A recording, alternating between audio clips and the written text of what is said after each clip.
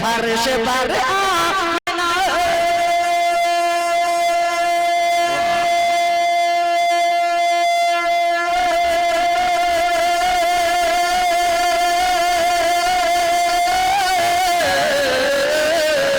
فرش پر آمنہ جب تیرا یہاں آیا ہے فرش پر آمنہ جب تیرا یہاں آیا ہے خانہ کعبہ کے ہر خانہ کعبہ کے ہر بت پہ زوال آیا ہے خانہ کعبہ کے ہر بت پہ زوال آیا ہے خانہ کعبہ کے ہر بت پہ زوال آیا ہے تعلوم دیوبند سے وہ آج اپنا یہاں فیض عطا کر رہا ہے. اس سے میری مراد جناب مولانا طالب صاحب قاسمی دامت برکاتہم امام و خطیب مسجد اقصی بنتل شاہپور یہ اس مدرسے کے قدیم طالب علم ہیں. اللہ ان کو قبول فرمائے مدرسے کی نسبت سے. نحمده ونصلي على رسوله الكريم اما بعد فاعوذ بالله من الشيطان الرجيم بسم الله الرحمن الرحيم يرفع الله الذين آمنوا منكم والذين اوتوا العلم درجات صدق اللہ العظیم. دین سے دور کرے تو تعلیم فتنہ دین سے دور کرے تو تعلیم فتنہ اموال بھی اولاد بھی جاگیر بھی فتنہ حق کے لیے نہ اٹھے تو شمشیر بھی فتنہ سبحان اللہ. حق کے لیے نہ اٹھے تو شمشیر بھی فتنہ ارے شمشیر کیا نعرے تکبیر بھی فتنہ. محترم بزرگوں اور دوستوں استاذ محترم حضرت مولانا شمس الدین صاحب ڈائز پر موجود ہیں. میں آپ کو حضرت کے بارے میں کیا بتلاؤں. اس ڈائز پر اس اسٹیج پر اور جس جگہ پر ہم اور آپ بیٹھے ہوئے ہیں اگر میں یہ کہوں کہ اس مدرسے کی بنیاد ہم پر ہی پڑی ہے تو کم ہوگا کیونکہ اس مدرسے کی بنیادی طالب علم جو ہیں وہ ہم ہی ہیں کہ آج سے تقریباً 20 سال پہلے جب ہمارے گاؤں کے حالات کچھ اور تھے یہ اللہ رب العزت کا کرم اور احسان ہے کہ اللہ رب العزت نے ہماری رہنمائی کے لیے ہماری پرورش کرنے کے لیے سیدھے راستے پر چلانے کے لیے ہمیں ایک ایسے عالم دین سے نوازا ہے جسے ہم اور آپ حضرت مولانا شمس الدین صاحب قاسمی کے نام سے جانتے ہیں. میرے بھائیوں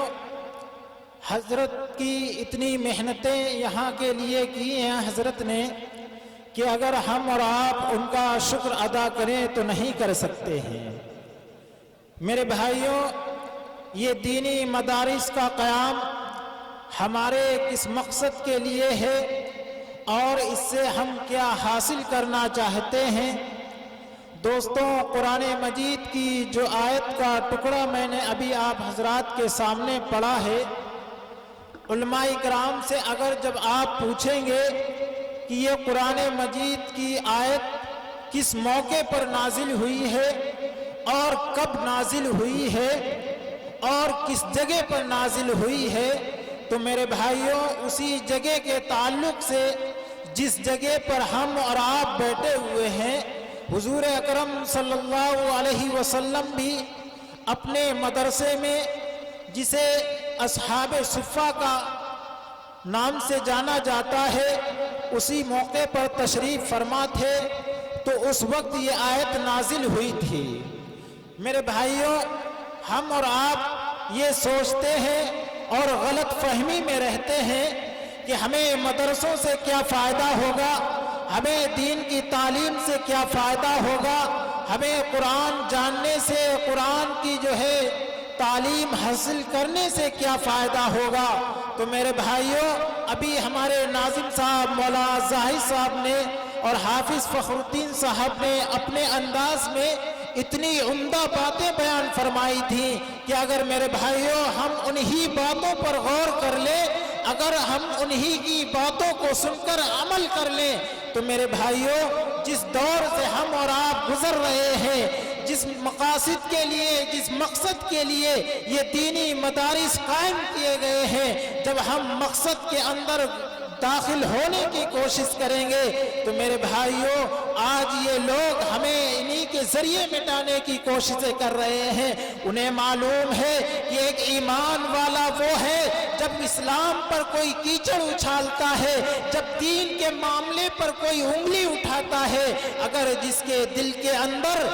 ذرہ برابر چوٹ نہ آئے تو وہ ایمان والا کیسا ہو سکتا ہے؟ میرے بھائیوں یہی مدارس ہے، یہی مدارس کے عالم دین ہے، یہی مدارس کے پڑھنے والے طالب علم ہے۔ جب شریعت پر کوئی بات آتی ہے تو سب سے پہلے یہی سے آواز اٹھتی ہے۔ یاد رکھو مسلمانوں، اگر یہ مدارسوں کی طرف ہماری توجہ نہ رہی، اس جیسے حضرات کی طرف، ان جیسے اساتذہ کی طرف ہماری نظر نہ رہی تو یاد رکھو ہماری دنیا کے اندر کوئی حفاظت کرنے والا نہ ہوگا، ہماری بات کو اٹھانے والا کوئی نہیں ہوگا، اور ہم غیروں کے طریقے میں مل کر غیروں کی زندگی گزار کر دنیا سے بھی ذلیل ہو جائیں گے اور آخرت میں اپنا ٹھکانہ جہنم بنا لیں گے۔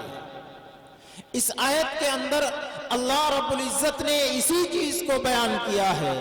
یرفع اللہ الذین آمنوا منکم۔ اللہ رب العزت نے فرمایا اے لوگوں، تم میں سے جو لوگ ایمان لائے ہیں ہم ان کے درجات کو بلند کرتے ہیں، دنیا کے اندر انہیں ہم کسی کے سامنے رسوا نہیں ہونے دیتے۔ ہم جب قرآن کی اس آیت پر غور کرتے ہیں، جب اس آیت کی تفسیر پر غور کرتے ہیں تو ہمیں اور آپ کو ایک فرق نظر آتا ہے۔ وہ فرق یہ نظر آتا ہے کہ قرآن کہتا ہے یرفع اللہ الذین آمنوا منکم، اے لوگوں تم میں سے جو ایمان لائے ہیں ہم ان کے درجات کو بلند کرتے ہیں، انہیں دنیا کے اندر رسوا نہیں ہونے دیتے ہیں۔ میرے بھائیوں جب ہم نماز چھوڑ کر، قرآن کی تعلیم چھوڑ کر، دین کو چھوڑ کر، اسلام کو چھوڑ کر، نبی کے طریقے کو چھوڑ کر، مدارس سے اپنے تعلق کو ختم کر کے، علماء سے اپنے تعلق کو ختم کر کے، ان اکابروں سے تعلق ختم کر کے غور کرتے ہیں اور یہ سوچتے ہیں کہ ہم ایک مسلمان کے گھر میں پیدا ہوئے ہیں اور قرآن کہتا ہے کہ ہم ایمان والوں کو رسوا نہیں ہونے دیتے ہیں۔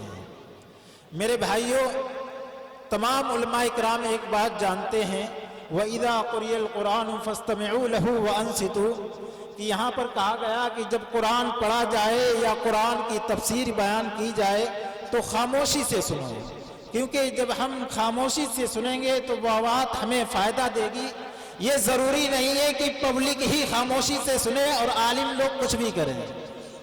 یہ ہمارے استاذ محترم نے ہمیشہ ہمیں یہی بتلایا ہے، کیونکہ شروعات میں استاذ محترم نے یہی چند نصیحتیں کی تھی کہ جب اللہ اور اس کے رسول صلی اللہ علیہ وسلم کا تذکرہ ہو تو ادباً سنا جائے۔ حافظ فخرالدین صاحب نے بھی جو ہے ابھی یہی بیان فرمایا تھا کہ بھائی ادب کے دائرے میں رہ کر دین کی بات سنو، تھوڑی بھی بات ہمارے لیے فائدہ مند ہو سکتی ہے۔ تو میرے بھائیوں میں عرض یہ کر رہا تھا کہ قرآن کہتا ہے ایک طرف کہ ایمان والوں کے درجات کو اللہ رب العزت دنیا کے اندر بھی بلند کرتا ہے اور آخرت کے اندر بھی۔ جب ایمان والے ہوں، صرف مسلمان کے گھر میں پیدا ہونا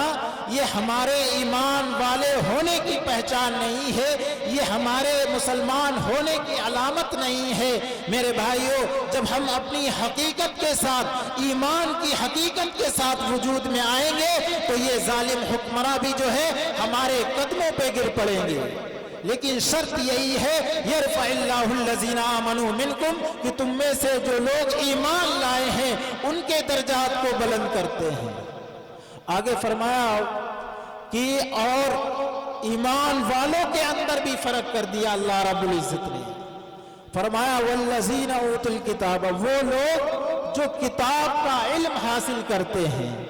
मेरे भाइयों, किताब का इल्म हम घर बैठकर हासिल नहीं कर सकते। हम अपने जो है घरों के अंदर, खेतों के अंदर, दुकानों के अंदर जो है इल्म हासिल नहीं कर सकते हैं